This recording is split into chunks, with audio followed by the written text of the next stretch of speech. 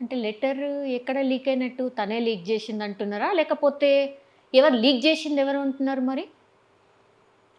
కవిత మటుకు యూఎస్ నుంచి రాగానే ఎయిర్‌పోర్ట్ నుంచి హ్మ్. ఎవరు లీక్ చేసిండ్రు నేను రాసింది అని కవిత క్వెషన్ చేస్తుంది. ఒక వర్గమేమో అసలు లెటర్ రీచ్ అవ్వలేదు అంటుంది. ఓకే.